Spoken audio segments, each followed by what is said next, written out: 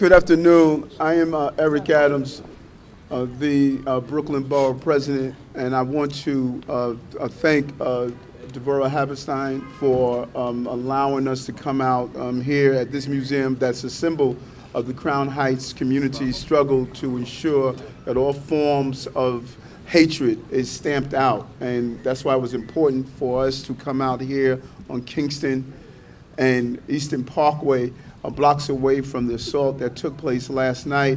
When I responded and saw that the New York City Police Department was already conducting a very thorough investigation. This is a very important statement and signature we want to send out across the entire city as part of our overall movement that all lives matter. All lives matter in this city, and all lives matter in this borough. And anytime you have an open assault on an innocent person with a knife while you are wearing a mask, that is not a simple assault. There's more complexity to that, and that is why it needs to receive the necessary attention that we are giving it. A person does not adorn a mask and attack a security patrol unless they are up to premeditated hate. And that's the type of hate we don't want in Crown Heights, we don't want in Brooklyn, and we don't want in the city. And so it is important that any time that hate shows its ugly face, even when it's covered with a mask, that we as community leaders, elected officials, and other activists come together and put out a strong call. I'm happy that the members of the ADL, who's going to speak in a moment, is putting out a $5,000 reward on this issue to bring in the person who's responsible for it.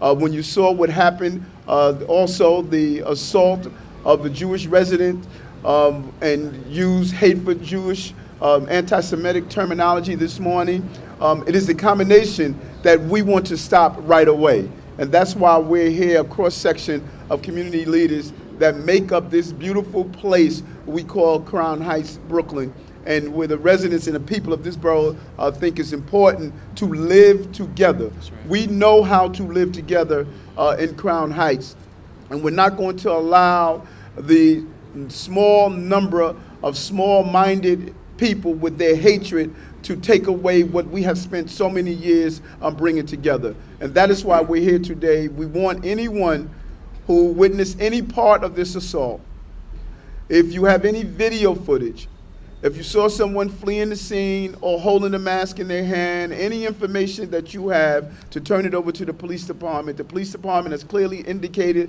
that they are investigating this as a possible hate crime. I'm happy to see that they're not trying to sugarcoat this issue. They are responding in an appropriate fashion to conduct a thorough investigation based on what the facts remain. You do not do assaults wearing a mask merely because someone bumped into you. You did it because you had a premeditative action, a premeditative thought.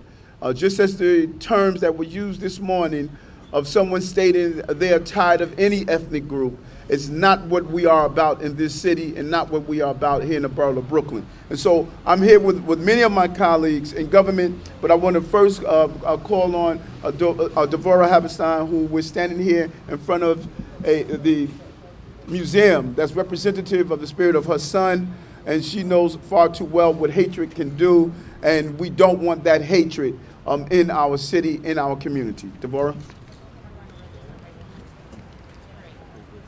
Thank you all for coming here today. I just want to say that one incident is too many, two is much too many, and each time, in fact, last night, my heart started to pound wildly when I heard what took place. And thank God the victim is alive and getting better, and we all pray for him.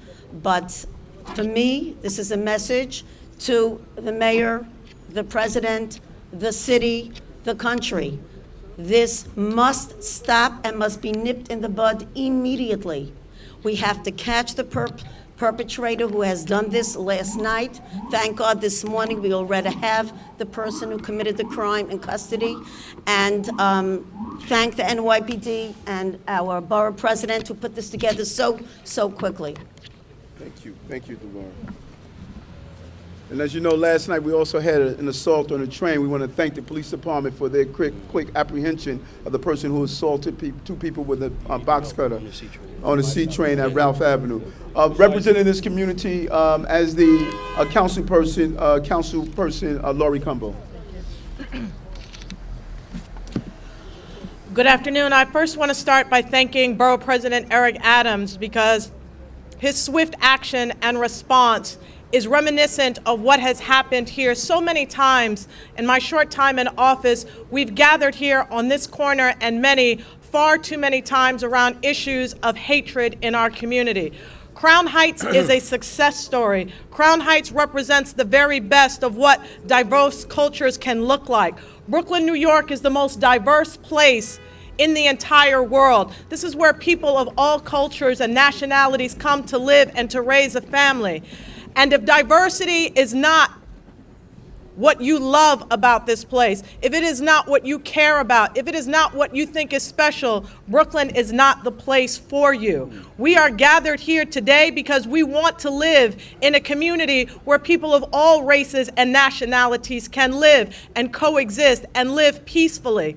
And the challenge is when these types of horrific accidents, these kind of horrific situations, attacks, brutalizations happen, it brutalizes the entire community. And that's really why we're asking for people to come forward. Because if you don't come forward with this information, that perpetrator is still out on the loose and can bring bodily harm to other individuals as well. It's important for us to be able to live together and work together in this community.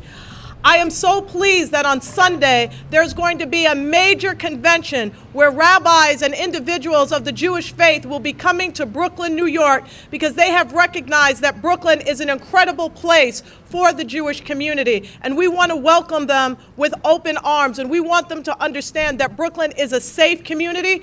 We are so proud of the work that the NYPD has done in bringing the perpetrator forward, and we are asking for individuals to come forward and to make sure that we catch that other person, because this is a brutal attack. It brutalizes the entire community because there are far too many people that are working on a day-to-day basis to make sure that this is the safest community, to make sure that this is a community where all cultures, religions, and nationalities are respected. And when individuals do that, they tear away at the fiber of what is so special, dynamic, and incredible about Brooklyn, New York.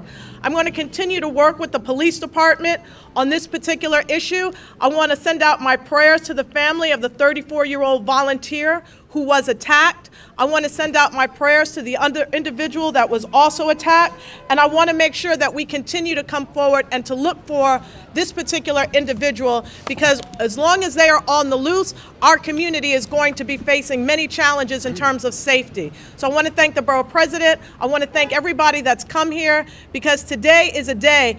Anytime there's an act of violence in our community, anytime somebody is attacked, it does not matter the race or the nationality, this community comes together to say that we will not tolerate this in our community. So thank you again. Thank you for everyone for being here. And thank you to Devorah Halberstam for yet again opening up her space, because this is more than a museum. It's a gathering space to teach us the beauty of loving one another of all races and all nationalities. Thank you. Thank you. Well said. Thank you. Thank you very much, Councilwoman. This is an important weekend, as the Councilwoman acknowledged. We're going to have thousands of representatives from the Lubavitcher community in the convention that's held here. When we conclude this press conference, I am going inside and I'm going to register for that event, as well as the thousands of religious leaders who have registered already, to send a very strong message. They are safe in Brooklyn to come here and participate in this important convention as they emerge onto the borough of Brooklyn, the Crown Heights community, to hold such an important gathering. No one has been more vociferous around the issue of fighting anti-Semitism than my friend Dov Hikind, and so we want to hear from the Assemblyman Dov Hikind. Thank you. First, thank you, Mr. Borough President, for putting this together. Let me just make clear there are two rewards, $5,000 each, one from the ADL, one from the Crown Heights Community Council, Hanita Sperlin. So this is being taken very, very seriously. When I heard the news last night, sort of in the middle of the night, or whatever time it was, having just returned from Jerusalem, spending 4 days walking the streets of that great city, and watching as we walk the streets, you know, keeping my eyes open all the time, because you never know who's going to pull a knife on you, and you know the tragedies that have happened, and the deaths that have happened, and the people who have been seriously wounded. The first thing myself and many other people thought about, a knife being used, someone with a mask, and that created great concern. And until we find out who that person is and who's responsible, you know, people are going to be wondering. So we have a great police department, the best in the world, and I'm sure that they're going to apprehend this individual. You know, we have zero tolerance for hate. Unfortunately, there's too much of it out there. People who don't like a particular group for whatever reason it is, but there's nothing that is acceptable in terms of hating other people. And one of the things we need to do, we did it in Borough Park in Midwood with the Kletsky Initiative, where we put cameras throughout the community. I mean, you cannot walk 3 blocks in Borough Park or Midwood and not be on camera, where the local precinct can go to the video at any time, 30 days before, the night before, and they can see exactly what happened on that particular corner. So I want to make my own pledge, and with the elected officials of this community, and I'm ready to actually help with some capital money, to actually bring more surveillance cameras into this community. Put them all over the place. It's what's happening. It's in Manhattan all over the place because Manhattan is so important. Well, Crown Heights is just as important, and Brooklyn is just as important. So let's bring those cameras in so the bad guys know that if they're going out there and they're going to try something, you're going to be on camera and we're going to get you immediately. That's what we need to do. I thank all the elected officials, the community people, Hanina Sperlin, one of the great leaders of this community, for the great unity that exists here. Thanks to the Borough President, you know, we stand together always. I wish one of these days we can stand here for something very positive, and all the cameras will be here as well. But until then, this is one of the beautiful stories of our city, that in Crown Heights, Jew, non-Jew, black, white, yellow, green, we stand together with one voice, speaking out against hatred, against racism, against anti-Semitism. Thank you. Thank you. Well said, Assemblyman. Thank you very much. And also representing the JCC, my good friend Michael Miller, Executive Vice President. Thank you, Mr. Borough President. Michael Miller. I'm the CEO of the Jewish Community Relations Council, the JCRC. This is a beautiful borough. This is a beautiful neighborhood. Crown Heights is a neighborhood that we feel very special about. But enough is enough. We were here less than a year ago, Mr. Borough President, and many others who are standing with us, because there was a knifing in the main synagogue here at 770 Eastern Parkway, where a young man was sitting and studying and praying, and somebody walked into the synagogue and stabbed him. And we're here again, standing on a street corner, saying another attempt at somebody's life here in this neighborhood, not only last night, but what happened this morning. And I think we've had it. Certainly, the New York Police Department is doing an exceptional job of doing the investigation and doing what they can to protect this community. But more needs to be done. More needs to be done by members of this community as well. I'm very comforted to know that the Borough President is here, and the City Council member is here, and others are here who are not members of the Jewish community. This is not a Jewish issue. This is a New York issue. This is a human issue. And as the Borough President said, that I want to emphasize and underscore, every life matters. Every life, certainly in this community, matters. I thank the Borough President for convening all of us, and as was just mentioned a moment ago by the Assembly member, let us hope that in the future we'll be standing right here on this street corner celebrating life, not condemning hatred. Let's stamp out hatred and let's celebrate who we are as New Yorkers, as Jews, as Christians, as Muslims, whatever faith. We're here to celebrate, not to mourn. And thank God in this instance we're not mourning, but we sure are upset. Thank you very much. And representing the New York Regional Director of the ADL, Evan Berenstein. Thank you, Borough President Adams, for convening us. Thank you for all the other dignitaries that are here. We at the ADL obviously were shocked and appalled by what happened over the last 24 hours here in the borough. And that is one of the reasons why we put out the $5,000 reward to incentivize the community to try to find the person that perpetrated this heinous act in the community. We want to thank the New York Police Department. The NYPD has always been just so amazing when it comes to these kind of instances. We were on the phone with them late last night. We know they're working incredibly diligently on trying to find the person that did this and trying to protect the Crown Heights community and protect all of New York City. And for that, we never want to take that for granted. I think it's critical as you talk not only about the act of hate that took place, it's how we can prevent these acts of hate from taking place in the future. And I think the only way that we can learn to prevent hate is a learned behavior. And as a community, we need to come together on both sides, the Jewish community and the non-Jewish community, and put aside our differences and find the common threads, which are more than we realize, and learn how we can act and live together without these kinds of acts of hate. And the way we do that is through education. The way we do that is finding ways to talk, finding ways to work together, and finding ways that we can communicate on a human level.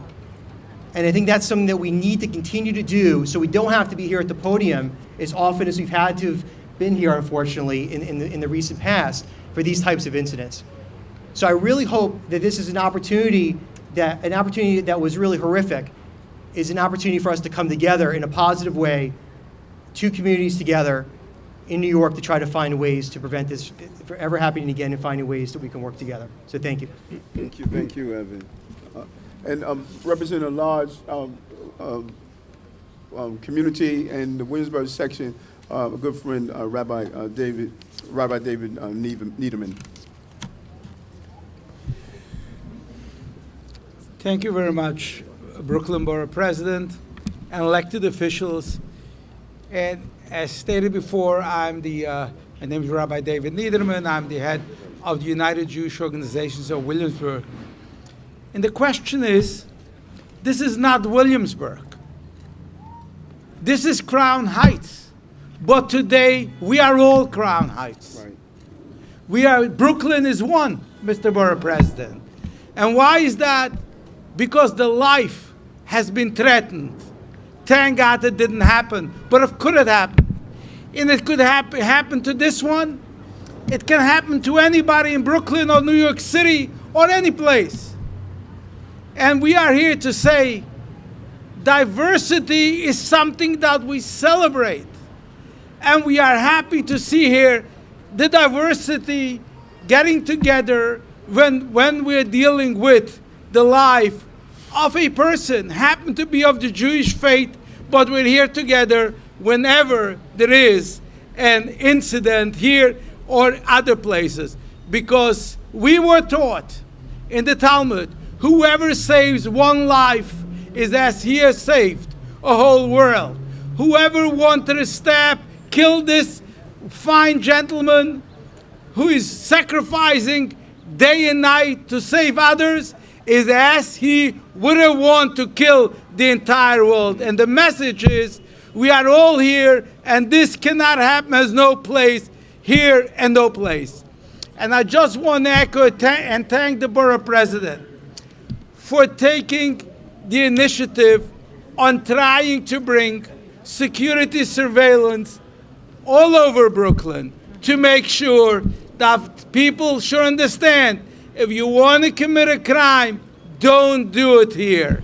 Thank you very much. Thank you, thank you, thank you. And I think it's important to know that as Assemblyman Hyken stated, our goal is to have the cameras throughout the borough where nothing is more helpful to police agencies than when something happens, not only in the place where it happens, but footage that shows a person leaving or arriving at that location. Video surveillance is a crucial tool. We know how helpful it was to solve a case in Borough Park. We believe that having more video surveillance can be a great tool for the New York City Police Department as we move forward to make this borough and this city a safer place. We also want, during this weekend, as I stated, thousands of leaders are going to be here, so we're going to reach out to the police department and ensure that we have an increase in visibility to allow those who are participating in the convention know that they're here in a safe place. As I stated, I'm going to register today to show how I believe that this is a safe community, and we're going to continue to be a safe community. The last speaker, I think it's important to have him say a few words. He has shown a great deal of leadership around violence throughout the years. Violence anywhere impacts us everywhere. And this is not, as Rabbi Niederman stated, this is not a Jewish issue. This is not a Caribbean issue, an African-American issue. This is an issue of public safety for all the people of this borough and this city. And one of the leading voices around that is Tony Herbert. Tony, please say a few words. Thank you, Borough President, to our council member, to the leadership here in the Jewish community, to the Assemblyman. Thank you guys for your leadership. Not too long ago, we stood not too far from here to deal with the knockout game. We stood with the Jewish community to make it very clear that we stand as one city, one community, one family. We do that again today. But the message has to be very clear. We are one family, one community. You know, I don't look to say that I'm in the Jewish community. I say I'm in a community where my brothers and sisters stand. The Jewish community is a culture that we need to stand behind 100% and vice versa, so that we can actually eradicate the violence in our community as a collective. And it has to be done as a unified effort. And I think that message is clear, that everybody spoke to that today. And that's what we're pushing forward with. And I want to send a message clearly to those that would come out and do harm to those that they think are vulnerable. Think twice. We will stand here to ensure that you are put in jail if you assault anybody that represents Brooklyn and are culturally positioned to say that we are the best of the best, and that's what New York City is all about. We stand together, we stand behind our borough president, and we stand behind the Jewish community, and make no doubt about it, you will go to jail if you hurt another New Yorker. Thank you, Tony. Senator Jesse Hamilton, who represents this area, Ruben Lipkin is here representing him, but Senator Jesse Hamilton, who left the country, is very much part of this initiative. I spoke with him last night. We'll open the floor up to any questions at this time if you have any. Again, this investigation is ongoing. The police department is looking at this as a potential hate crime until the final investigation is determined. We'll open the floor to any questions. Yes. Has anyone here had a conversation with either of the victims, and if so, how are they doing physically, emotionally, how are they? Did anyone speak with the victim?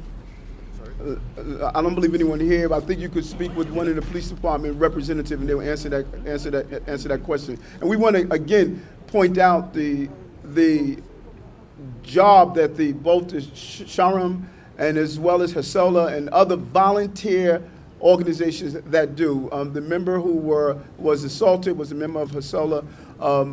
We will reach out to his family and him and find out if there's anything we need to do. I did not speak personally with him. I like the police department to conduct their investigation before I speak to a victim at all.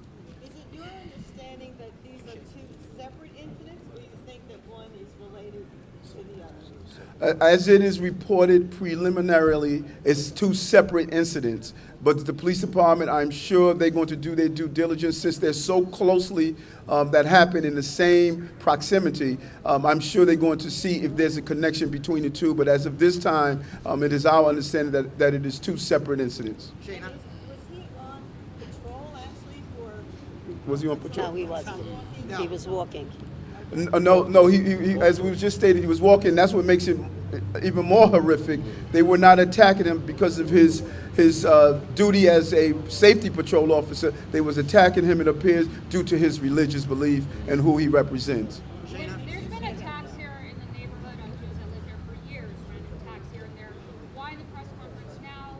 What's different? And the second, as Mr. Heiken mentioned, is there fear that this is connected to the stabbings in Israel? Is there fear that this is a terrorist attack, not just a hate crime? Well, okay, two things. We have responded anytime there are assaults across the street from here. As Councilwoman Cumbo stated, we had a mass rally for public safety because attacks on anyone, we believe we need to respond to accordingly. So there's always been our position never to remain silent, no matter who it is. SOS, one of the organizations here that deal with anti-violence, anytime there's any form of shooting incident, they have a shooting response. So built into how we assist the police is that we immediately respond. This is a community that refuses to remain silent when violence shows its head. And before the Assemblyman speaks directly to that, there's a clear message. It doesn't matter if it's in Tel Aviv or NYC. Jewish residents must feel safe, and they should not be attacked before their religious belief. And we are making it clear that we're not going to have any form of similar attacks that are taking place. This is a safe community, and it will be a safe community. Yeah, let me just respond again to the first part of your thing, of your statement. We have always been out here way too many times. We had a press conference across the street. We had one down the block. Every time something happens that's serious, we stand together to make our voices very, very clear that we are united. Our communities are one. So that's been an ongoing thing. With regard to what I mentioned going on in the Middle East, that is the natural inclination of people in the Jewish community. I start my morning, as do many people, opening up the computer to find out what's the latest in Israel. When I open my computer in the morning, it's 7 hours later. I close my eyes, by the way, before I actually look at the headline, hoping that no one was stabbed and no one was injured. So that is the natural reaction that I had, and I know other people that I've spoken to are concerned. We hope to God it's not connected. Thank God, whatever's happening in the Middle East has been kept out of New York.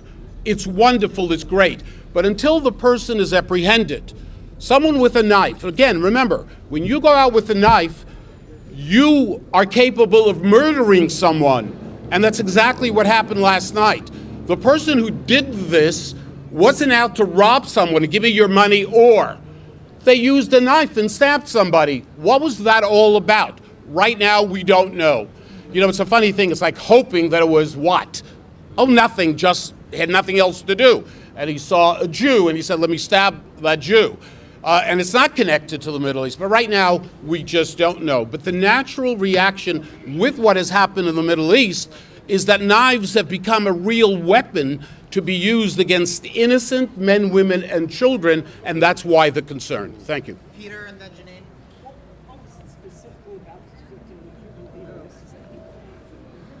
Well, I didn't make that belief. The police department has made that determination that it would be investigated as a hate crime. So when you wear a mask, randomly stab someone, even if you didn't use any exchange of dialogue, that in itself states that there's something that was an underlying reason that only a proper investigation would make the determination if it was a hate crime. Last night, when I spoke with the NYPD, they stated that, Eric, we're going to investigate this as a possible hate crime, and I have a lot of faith in the hate crime unit to make the right determination. Janine, then James. Was there nothing caught on camera, and talk about the need to put on camera? The part of the investigation has unveiled some video footage. The police department has not withheld what that video footage is, but it is a further call. When you have cameras, not only does it help with the particular incident that took place, it helps when someone is fleeing from the location or their arrival from the location. If we have video footage that shows someone has a mask in their hand or someone running with a mask, that is an important part of the investigation. NYPD is great at piecing together fact patterns to determine what happened, and no better way to do those fact patterns is with a camera, and that's why we're pushing further to have video surveillance throughout the entire borough of Brooklyn. James. Well, let me just, in Borough Park and Midwood, we made this happen about 2 years ago after the Kletsky terrible, what happened with that young boy. And by the way, the only reason the person who did this dastardly act to Libby Kletsky was because of a camera that was there, a private camera. So, as a result of that, we now have cameras everywhere. So if someone commits an act right here and you're going this way, that way, or the other way, you will be on video surveillance. So I look forward to working with the borough president who has been advocating this and talking about this. I am prepared in Crown Heights to actually help with some capital money we have from the state and work with the elected officials to make it happen. I mean, when you have those cameras on that corner and that corner and that corner, it's going to create a lot more. Look, it's not the perfect solution. There is no perfect solution. But when the bad guys know they're going to be on camera, they go somewhere else.